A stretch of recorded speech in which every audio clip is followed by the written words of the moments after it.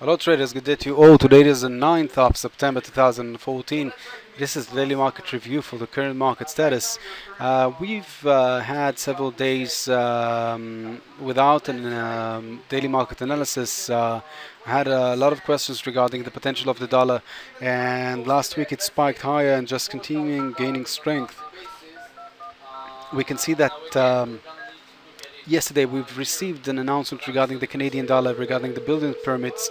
That was a good indication, though the Canadian dollar lost some strength in the market in front of the major currencies.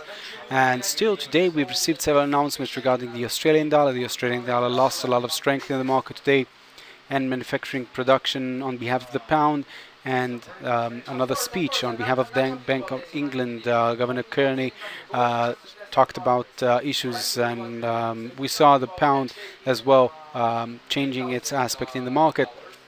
We'll talk about that in a second when we'll analyze the charts. Beside that, we've received very cold announcements in terms of expression.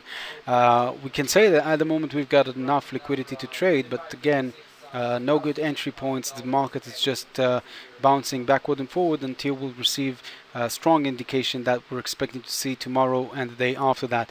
Tomorrow we've got the pound inflation report, and after that we will receive several announcements regarding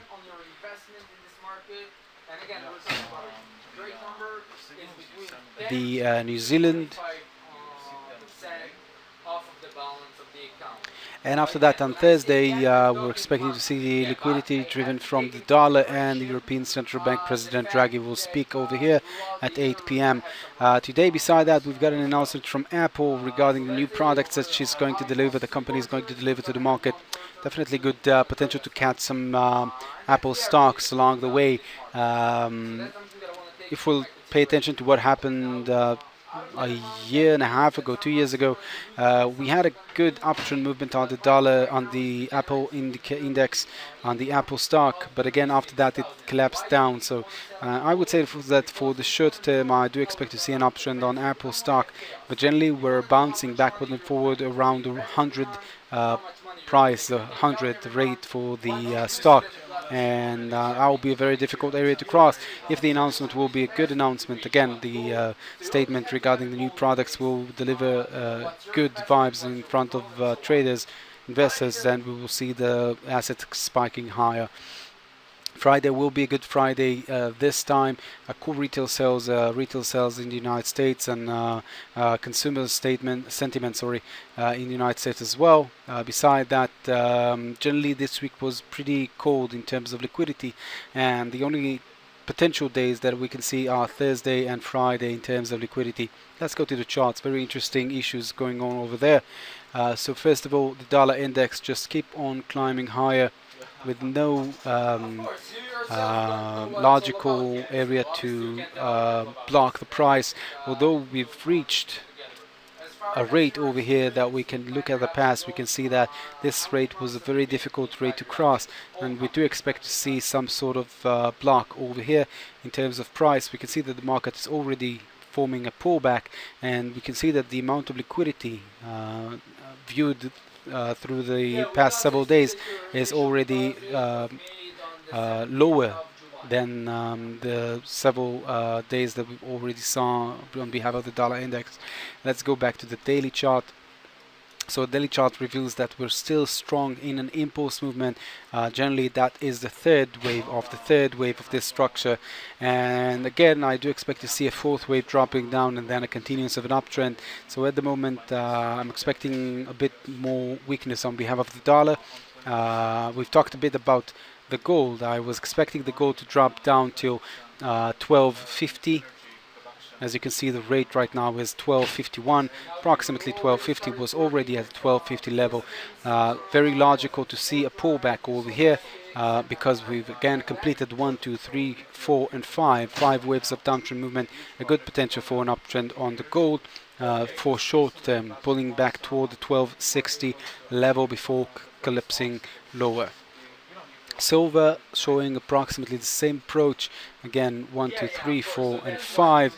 A downtrend movement. Again, a nice potential for a pullback toward the 19.1 level, and then a continuance of a downtrend. That is the assessment regarding this chart. We've analyzed the dollar in front of the Russian ruble several times. Right now, I can tell you that based on an hourly chart, we're blocked in a corrective pattern.